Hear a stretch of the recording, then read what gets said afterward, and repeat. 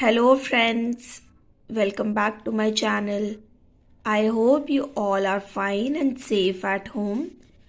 तो आज हम करने वाले हैं कक्षा छठी की हिंदी पाठ्य पुस्तक का पाठ 2, जिसका नाम है बचपन और जिसकी लेखिका है कृष्णा सोबती जी। तो कृष्णा सोबती जी जो हैं, उन्होंने यह जो पाठ है वह एक संस्मरण की तरह लिखा है। अब संस्मरण का अर्थ होता है किसी चीज को बार बार स्मरण करना। स्मरण करना मतलब किसी चीज को बार बार याद करना। तो इस पाठ में वह अपने बचपन को याद कर रही हैं, उसकी कुछ महत्वपूर्ण घटनाओं के बारे में उसका उल्लेख कर रही हैं। तो चलिए पाठ शुरू करते हैं। मैं तुम्हें अपने बचपन की ओर ले जाऊंगी। मैं तुमसे कुछ इतनी बड़ी हूँ कि तुम्हारी दादी भी हो सकती हूँ, तुम्हारी नानी भी, बड़ी बुआ भी या बड़ी मौसी भी। परिवार में सब लोग मुझे जीजी कहकर ही पुकारते हैं। तो कृष्णा सोबती जी जो हैं वह कहती हैं कि मैं तुमसे इतनी बड़ी हूँ कि मैं तुम्हारी दादी भी हो सकती हूँ या फिर नानी भी, या तुम मुझे अपनी बुआ या मौसी कहकर भी बुला सकते हो, परंतु परिवार के सभी लोग उन्हें जीजी कहकर ही पुकारते हैं। हाँ, मैं इन दिनों कुछ बड़ा बड़ा यानी उम्र में सयाना महसूस करने लगी हूँ। शायद इसलिए कि पिछली शताब्दी, शताब्दी का अर्थ होता है पिछली सदी या फिर सेंचुरी, में पैदा हुई थी। मेरे पहनने ओढ़ने में भी काफी बदलाव आए हैं। पहले मैं रंग बिरंगे कपड़े पहनती रही हूँ, नीला, जामुनी, ग्रे, काला, चॉकलेटी। अब मन कुछ ऐसा करता है कि सफेद पहनो, गहरे नहीं हल्के रंग। मैंने पिछले दशकों में तरह तरह की पोशाकें पहनी हैं। पहले फ्रॉक, फिर निक्कर, स्कर्ट, लहंगे, गरारे और अब चूड़ीदार और घेरदार कुर्ते। तो लेखिका यहाँ बताती हैं कि जैसे जैसे वह उम्र में सयाना महसूस कर रही हैं और जैसे ही वह अपने पास्ट में या अपने बचपन की ओर देखती हैं, तो उन्हें यह पता चलता है कि अब उन्हें सफ़ेद या फिर हल्के रंग के कपड़े पहनना ही पसंद है। परंतु जब वह छोटी थी तो उन्हें तरह तरह के कलरफुल मतलब रंगदार कपड़े पहनना बहुत अच्छा लगता था। बचपन के कुछ फ्रॉक तो मुझे अब तक याद है। हल्की नीली और पीली धारी वाला फ्रॉक, गोल कॉलर और बाजू पर भी गोल कफ, एक हल्के गुलाबी रंग का बारीक चुनटों वाला घेरदार फ्रॉक, नीचे गुलाबी रंग की फ्रिल। उन दिनों फ्रॉक के ऊपर की जेब में रुमाल और बालों में इतराते रंग बिरंगे रिबन का चलन था। लेमन कलर का बड़े पलेटों वाला गर्म फ्रॉक जिसके नीचे फर टकी थी। 2 ट्यूनिक भी याद है, एक चॉकलेट रंग का और अंदर की कोटी प्याजी, दूसरा ग्रे और उसके साथ सफेद कोटी। मुझे अपने मोजे और स्टॉकिंग भी याद है। बचपन में हमें अपने मोजे खुद धोने पड़ते थे। वह नौकर या नौकरानी को नहीं दिए जा सकते थे, इसकी सख्त मनाही थी। हम बच्चे इतवार की सुबह इसी में लगते। इतवार मतलब रविवार या फिर संडे। तो लेखिका यहाँ बताती हैं कि सारे बच्चे इतवार की सुबह अपने अपने मोजे धोने के काम में लगते। धो लेने के बाद अपने अपने जूते पॉलिश करके चमकाते। जब जूते कपड़े या ब्रश से रगड़ते तो पॉलिश की चमक उभरने लगती। सर्वर मुझे आज भी बूट पॉलिश करना अच्छा लगता है। हालांकि अब नई नई किस्म के शू आ चुके हैं। कहना होगा कि यह पहले से कई ज़्यादा आरामदेह हैं। हमें जब नए जूते मिलते उसके साथ ही छालों का इलाज शुरू हो जाता। तो लेखिका यहाँ बताती हैं कि किस तरह वह अपने मोजे खुद धोती थी, उन्हें जूते पॉलिश करना भी अच्छा लगता था, और उन्होंने यह भी बताया है कि किस तरह हमारे और उनके बचपन में बहुत फ़र्क आ चुका है।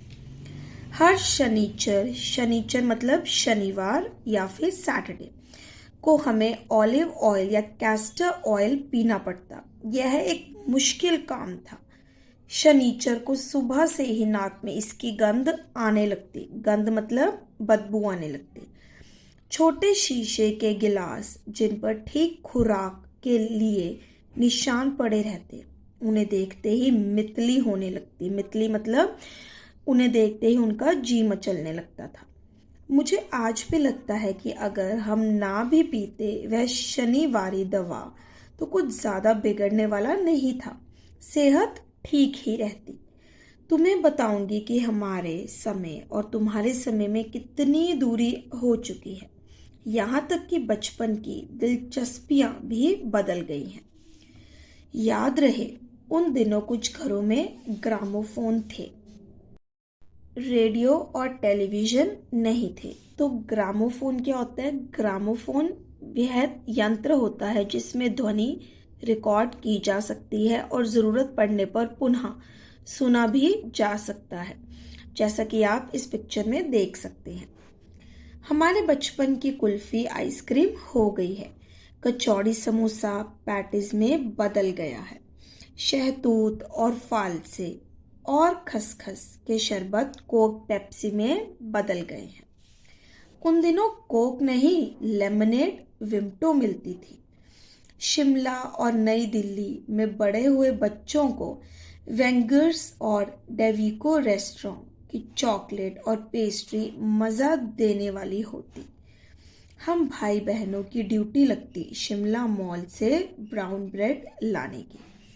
तो लेखिका बताती हैं कि किस तरह उनके और हमारे समय में बहुत बदलाव आ चुके हैं।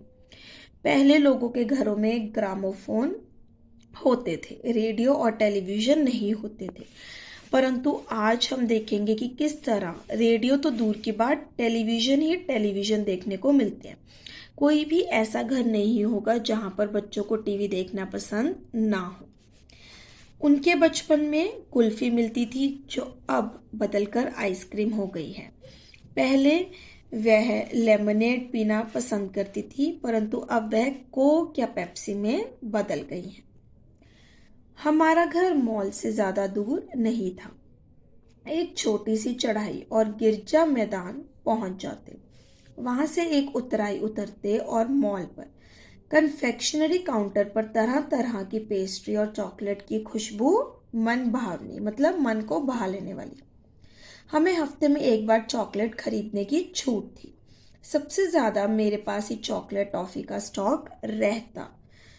तो यहाँ से हमें यह पता चलता है कि लेखिका को बचपन में चॉकलेट या टॉफ़ी खाना बहुत अच्छा लगता था। मैं चॉकलेट लेकर खड़े खड़े कभी ना खाती। घर लौटकर साइन बोर्ड पर रख देती और रात के खाने के बाद बिस्तर में लेटकर मज़ा ले ले खाती। शिमला के काफल भी बहुत याद आते हैं। खट्टे मीठे, एकदम लाल, कुछ गुलाबी, रस भरी कसमल सोचकर ही मुंह में पानी भर आए। चेस्टनट एक और गजब की चीज, आग पर भुने जाते और फिर छिलके उतारकर मुंह में। चने जोर गरम और अनारदाने का चूरन। हाँ, चने जोर गरम की पुड़िया तो तब थी, वह अब भी नजर आती है। पुराने कागजों से बनाई हुई इस पुड़िया में निरा हाथ का कमाल है। नीचे से तिरछी लपेटते हुए ऊपर से इतनी चौड़ी कि चने आसानी से हथेली पर पहुंच जाएं। एक वक्त था जब फिल्म का गाना चना जोर गरम बाबू में लाया मज़ेदार चना जोर गरम उन दिनों स्कूल के हर बच्चे को आता था। कुछ बच्चे पुड़िया पर तेज मसाला बुरकवाते बुरकवाते मतलब छिड़कवाते। पूरा गिरजा मैदान घूमने तक यह पुड़िया चलती। एक एक चना पापड़ी मुंह में डालने और कदम उठाने में एक खास ही लय रफ्तार थी। छुटपन में हमने शिमला रिज पर बहुत मज़े किए हैं। घोड़ों की सवारी भी की है। शिमला के हर बच्चे को कभी ना कभी यह मौका मिल ही जाता था। हम जाने क्यों घोड़ों को कुछ कमतर करके समझते, उन पर हंसते थे। ननिहाल मतलब नाना नानी का घर। ननिहाल के घोड़े खूब हृष्ट पुष्ट मतलब ताकतवर और खूबसूरत थे। उनकी बात फिर कभी। शाम को रंग बिरंगे गुब्बारे, सामने जाखू का पहाड़, ऊंचा चर्च। चर्च की घंटियां बजती तो दूर दूर तक उनकी गूंज फैल जाती। लगता इसके संगीत से प्रभु यीशु स्वयं कुछ कह रहे हैं। सामने आकाश पर सूर्यास्त हो रहा है। गुलाबी सुनहरी धारियां नीले आसमान पर फैल रही हैं। दूर दूर फैले पहाड़ों के मुखड़े गहराने लगे और देखते देखते बत्तियां टिमटिमाने लगी। रिच पर की रौनक और मॉल की दुकानों की चमक के भी क्या कहने। स्कैंडल पॉइंट की भीड़ से उभरता कोलाहल। सर्वर स्कैंडल पॉइंट के ठीक सामने उन दिनों एक दुकान हुआ करती थी जिसके शोरूम में शिमला कालका ट्रेन का मॉडल बना हुआ था। इसके पटरियां, उस पर खड़ी छोटे छोटे डिब्बों वाली ट्रेन, एक और लालटेन की छत वाला स्टेशन और सामने सिग्नल देता खंबा, थोड़ी थोड़ी दूर पर बनी सुरंगें। पिछली सदी में तेज रफ्तार वाली गाड़ी वही थी।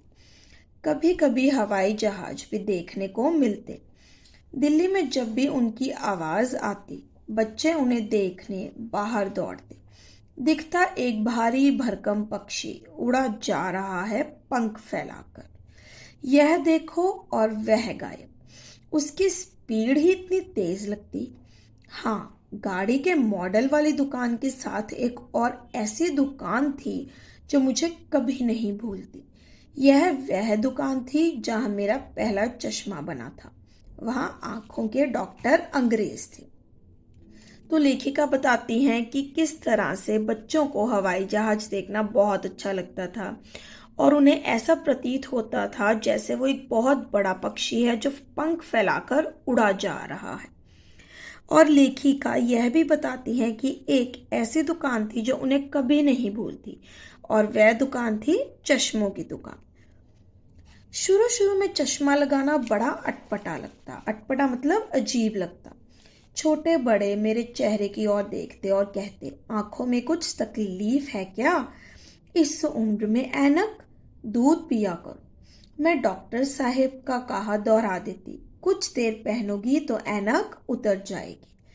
वैसे डॉक्टर साहेब ने पूरा आश्वासन दिया था। आश्वासन मतलब एक तरह से भरोसा दिया था, लेकिन चश्मा तो अब तक नहीं उतरा। नंबर बस कम ही होता रहा। मैं अपने आप इसकी जिम्मेवार हूँ। जब आप दिन की रोशनी को छोड़कर रात में टेबल लैंप के सामने काम करेंगे तो इसके अलावा और क्या होगा। हाँ, जब पहली बार मैंने चश्मा लगाया तो मेरे एक चचेरे भाई ने मुझे छेड़ा, देखो देखो कैसी लग रही है। आंख पर चश्मा लगाया ताकि सूझे दूर की, यह नहीं लड़की को मालूम सूरत बनी लंगूर की। तो लेखिका बताती हैं कि जब उन्हें चश्मा लगा तो उन्हें डॉक्टर साहिब ने इस बात का भरोसा दिया कि चश्मा उतर जाएगा, परंतु चश्मा उतरा नहीं। फिर वह यह भी बताती हैं कि किस तरह उनके चचेरे भाई उनके चश्मा लगने पर उनका मजाक उड़ाते थे। मैं खिजी कि मुझ पर यह क्यों दोहराया जा रहा है, पर शेर बुरा ना लगा। जब वे चाय पीकर चले गए तो मैं अपने कमरे में जाकर आईने के सामने खड़ी हो गई। कई बार अपने को देखा, ऐनक उतारी, फिर पहनी, फिर उतारी, देखती रही, सूरत बनी लंगूर की। नहीं नहीं नहीं, हाँ हाँ हाँ। मैंने अपने छोटे भाई का टोपा उठाकर सर पर रखा। कुछ अजीब तो लगा, अच्छा भी और मजाकिया भी। तब की बात थी, अब तो चेहरे के साथ घुल मिल गया है चश्मा। जब कभी उतरा हुआ होता है तो चेहरा खाली खाली लगने लगता है। तो लेखिका यहाँ बताती हैं कि जब उन्हें चश्मा लगा था तो उन्हें चश्मा पहनना बिल्कुल भी अच्छा नहीं लगता था, परंतु अब चश्मा तो उनके डेली रूटीन का एक पार्ट हो गया है। वह उनके चेहरे के साथ घुल मिल गया है और जब कभी वह चश्मा उतार देती हैं तो उन्हें अपना चेहरा खाली खाली लगने लगता है। याद आ गया वह टोपा, काली फ्रेम का चश्मा और लंगूर की सूरत। हाँ, इन दिनों शिमला में मैं सैर पर टोपी लगाना पसंद करती हूँ। मैंने कई रंगों की जमा कर ली है, कहाँ दुपट्टों का ओढ़ना और कहाँ सहज सहल सुभीते वाली हिमाचली टोपियाँ। तो यह था हमारा पाठ 2 बचपन, जिसमें कृष्णा सोबती जी जो इस पाठ की लेखिका हैं वह अपने बचपन की कुछ यादों को याद करती हैं और उनका उल्लेख उन्होंने इस पाठ में किया है। आई होप आपको वीडियो अच्छी लगी होगी। अगर आपको वीडियो अच्छी लगी हो तो वीडियो को लाइक और चैनल को सब्सक्राइब करना बिल्कुल भी मत भूलिएगा। Thank you.